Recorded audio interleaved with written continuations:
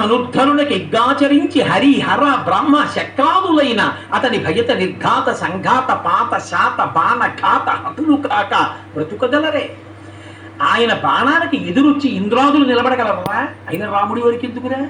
త్వరగశ్చందన మత్తారణ భటస్తోమంబుతో కూడా నీపురి భస్మంబుగా కాల్చి సైనిక సుహృత్పుత్రాన్ని జశ్రేడి నెత్తురు క్రక్కన్ పడగృత్తి చంపి మరి మృత్యుక్రూరతం పట్టి నీ శిరములు త్రుంపగా నేనే చాలు జయశ్రీ లబ్ధి వర్దిల్లగా. ఏమనుకుంటున్నావో? నీ ఏనుగుల్ని, నీ గుర్రాల్ని, నీ ఒంటెల్ని, నీ సైన్యాన్ని, నీ లంకని అన్నిటినీ చంపేసి వచ్చి నీ పరితలకాయలు గిల్లేస్తాను రా. నువ్వు నా ముందు నిలబడలేవు. ఎందుకు వదిలేస్తున్నానో తెలుసా? రాముడు చంపుతానన్నాడని వదిలేస్తున్నాడు. మర్యాదగా సీతమ్మనిచ్చావా బతుకుతావు. ఏమనుకుంటున్నావో సీతమ్మ అంటే? నీ కంఠర్పిత కాలపాశము శిరో నిర్ఘాత పాతంబు లంకౌక సంచయ కాలరాత్రి కళబద్ధోదగ్ర కాలాహి కన్యాకారాగత మృత్యువున్ జనక కన్యన్ వేగ నొప్పించి లోకైకత్రానుని రామునింకనము నీ కాబుద్ధి కాకుండినన్ సీతారాముల కోపానల నలలు లంకాభూతవ్రాతము భస్మీభూతముగా చేయున నిడుపడమిన కింకన్. నువ్వు అలా తీసుకెళ్లి అప్పచెప్పకపోతే 5 తలల పాము సీతమ్మ నీ తల మీద పడుతున్న పిడుగు నీ మరణానికి వచ్చిన హేతువు. లంక నాశనం అయిపోతుంది.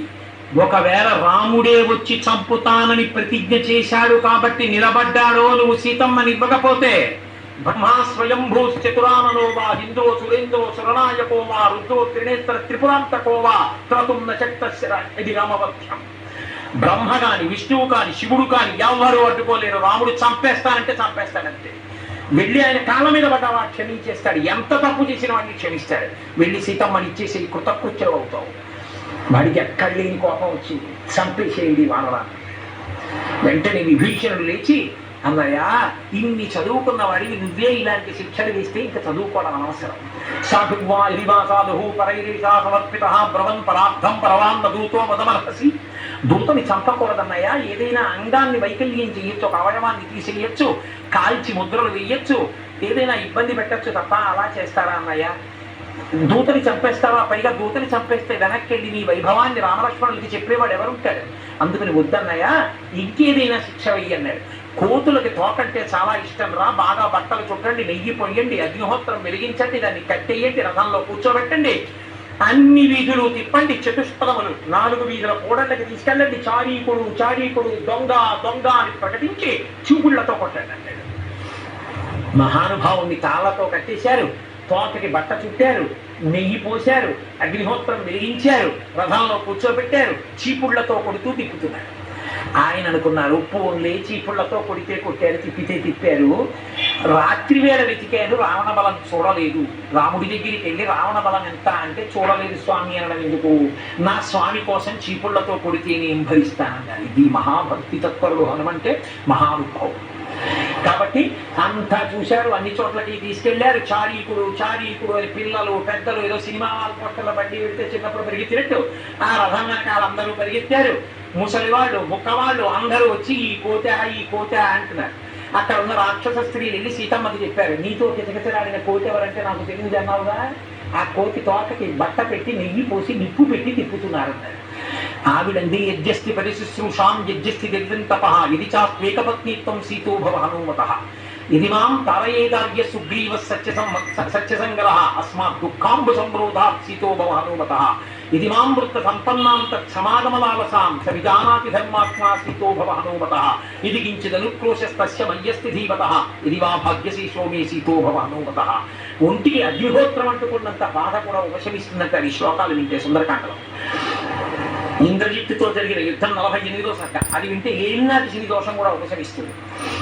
కాబట్టి ఆవిడండి, నేను పతి శుశ్రూష చేసిన దాన్నైతే, నాకు భాగ్యము మిగిలి ఉంటే, నేను రాముడితో కలిగిన నిజమైతే, సుగ్రీవుడు మాట నిలబెట్టుకునేవాడైతే, నాకు భాగ్యం మిగిలి ఉంటే, రాముణ్ణి తప్ప అన్యపురుషుణ్ణి తెలియని దానమైతే హనుమ యొక్క తోక చల్లబడుగాక అంతే. అగ్ని వెన్నపూసలైతే ఆయన అనుకున్నారు, అవునులే పితామహ మహేంద్రాభ్యాం రక్షితస్యామి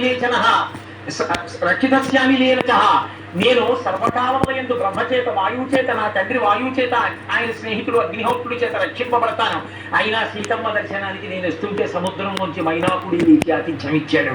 నా తల్లి భక్తులను నేను అయ్యుండగా, రాముడు నా అండ ఉండగా నన్ను ఈ అగ్నిహోత్రుడు చెనకుతాడా? అందుకే అగ్నిహోత్రం ఇంత చల్లగా ఉంది, పాపం నాకు చల్లగా ఉన్నాడు కానీ ఈయనకి సంతర్పణ చేస్తాడు.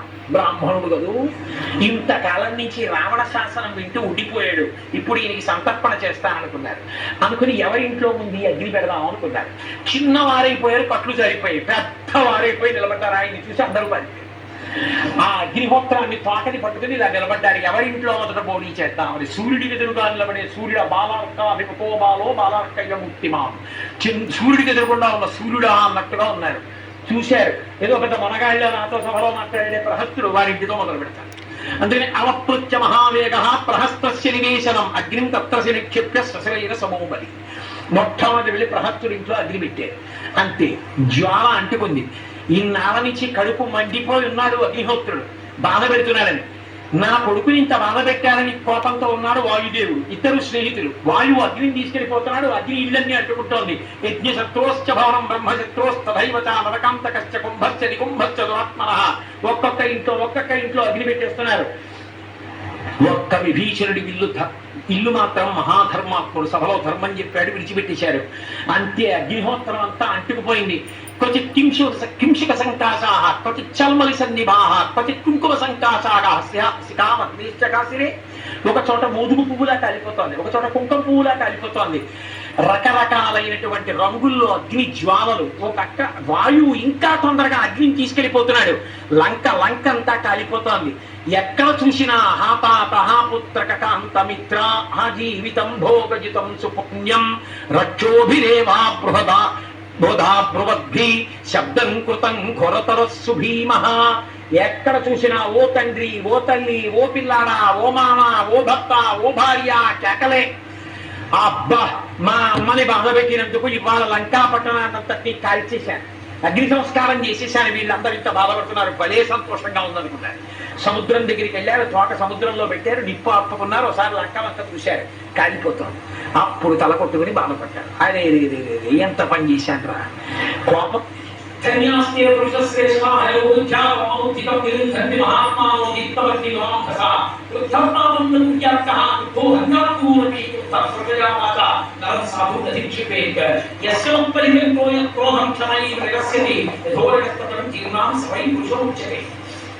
కోపం వచ్చేసిన వాడు దేవుని కూడా చంపేస్తాడు. పాము పురుషాన్ని వదిలిపెట్టినట్టు ఎవరు కోపాన్ని విడిచిపెడతారో వాడు ధన్యాత్ముడు. అదే నేను ఎంత తప్పు చేశాను రా, కోపంలో వంటకాలు చేశాను అనుకుని నేను వంటకాచరని ఏమిటో సీతమ్మ కాననేది అథవా చాలు సరిమాన్ని రక్షికస్య అనిలేన అవశిష్యతి కళ్యాణి నద్య రత్నో ప్రవర్తతే. అగ్ని కాలుస్తుందా ఎక్కడైనా? సీతమ్మ తల్లి అగ్ని, ఇంకా ఆవిడ మళ్ళీ అగ్ని కాల్చడం ఏమిటనుకుంటారు. ఈలోగా చాలా అలా వెళ్ళిపోతూ శుభవార్తలు చెప్పేవాడు. ఏమాశ్చర్యం, అసలు లంకనంతటినీ కాల్చేశారు. లంక అంతా కాలిపోయింది, కానీ సీతమ్మ మాత్రం చెరగబడలేదు అని చెప్పారు. సంతులు పడిపోయారు, ఒక్క దుక్కు దుక్కారు, అశోకవనంలో వచ్చారు, మళ్ళీ నమస్కారం చేశారు. అమ్మా లంక కాల్చేశారు, అమ్మా బయలుదేరుతున్నారు. నాయన ఇంకొక రోజు మీరు అక్కడ చెప్పరా, అమ్మా కుదరదమ్మా బయలుదేరాలమ్మా, తొందరగా రామచంద్రమూర్తి తీసుకురామని బయలుదేరుతున్నారన్నారు. ఒక్క దూకు దూకారు, సముద్రం దగ్గరికి వచ్చారు. మళ్ళీ లంకనం చేయడానికి అక్కడ ఉన్న ఒక పెద్ద అరిష్టం అనేటటువంటి పర్వతం ఎక్కి నిలబడ్డారు. తుంగభద్ర నిష్ఠాభి నీలాభి ప్రధాని సుత్తరీయమిగాంబోధై శృంగాంతరశిరపతి అంటారు మహర్షి.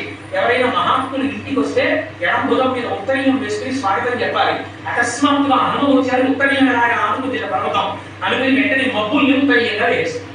మబ్బుల్ని ఉత్తరీయంగా వేసుకుని హనుమకి స్వాగతం చెప్పింది. హనుమ అరిష్టం మీద ఇచ్చున్నారు, మళ్ళీ లంఘించారు, పైకి లేచారు. విపన్నిమ భగవతామి సోపిమాలం మహాప్రమం ఆకాశాన్ని తాగేస్తున్నారా అన్నట్టుగా మళ్ళీ లంకాపట్టణం నుంచి మళ్ళీ ఉత్తర తీరానికి వెళ్ళిపోతున్నారు. ఆ వస్తున్నటువంటి హనుమ పెద్ద నాదం చేశాడు. అవతల ఉంటున్న కొన్ని వేల మంది వానరులు ఏం చూశానంటాడో చూడలేదంటాడో ప్రాణాలు ముక్కలు పెట్టుకుని నిలబడ్డారు. అందరూ పెద్ద అయిన జాంబవంతుని అడిగారు, అలా నాదం చేశాడు ఏమిటి అర్థం, చూసినంటారా చూడనంటారా అని అడిగారు. పోయి పిచ్చివాళ్ళ మీకు ఇంకా అర్థం కాలేదా? ఒక్కసారి హనుమని తలుచుకుని నమస్కారం చేసి ఏదైనా కార్యం అప్పజెప్తే జరగకపోవడం అన్నది ఉండదు. సర్వధా కృతకార్యోహ హనుమాన్ మాత్ర సంచయ నహ్యస్య కృతకార్యస్య నదయేదో భవేత్. మహానుభావుడు సీతా దర్శనం చేశాడు కాబట్టి అంత మహానాదం చేశాడు. దగ్గరగా వచ్చారు, సీతమ్మ తల్లిని అని ముందన్నాడు అనుకోండి. చూశాను అన్నాడో చూడలేదు అన్నాడో వినపడిన చాలా మంది రక్తపోటు వచ్చి పడిపోతారు.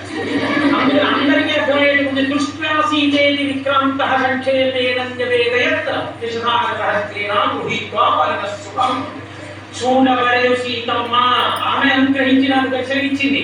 చూడవలెను సీతమ్మ అని చెప్పి ఒక్కసారి కిందకి దిగాడు.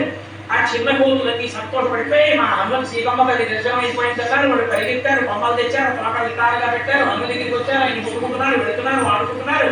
పెద్ద కోతులన్నీ కలిసి సమావేశానికి గోలోకి వెళ్ళి కూర్చున్నారు. మంగళ దగ్గరికి వెళ్ళారు. సీతమ్మ గారి క్షేమవార్త, లంకా ప్రయాణం, లంకలో ఉన్న విశేషాలు అన్ని చెప్పారు. మంగళ గారు ఇంకా మనం ఈ వార్త పట్టుకుని ఇంటికి వెళ్ళడానికి ఇక్కడి నుంచి అద్భుతమానికి వెళ్ళిపోదాం, రాష్ట్రపతి చెప్పేద్దాం, రావణుని చెప్పేద్దాం, సీతమ్మ తీసుకెళ్ళిపోదాం. జాంబవంతులు ఉన్నారు, ఆ కొందరే పనికిరాలు. పెద్దవాళ్ళు రామచంద్రమూర్తి సుగ్రీవుడు ఏం చెప్పారో అది చెయ్యాలి అని మనస్కరించి చెయ్యకూడదు, కాబట్టి మనం వెనక్కి పోదాం పదండి అన్నారు. అందరూ కలిసి ఆకాశంలోకి ఎగిరారు.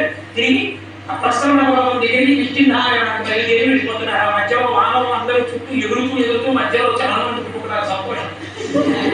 సీతా దర్శనం చేశారు.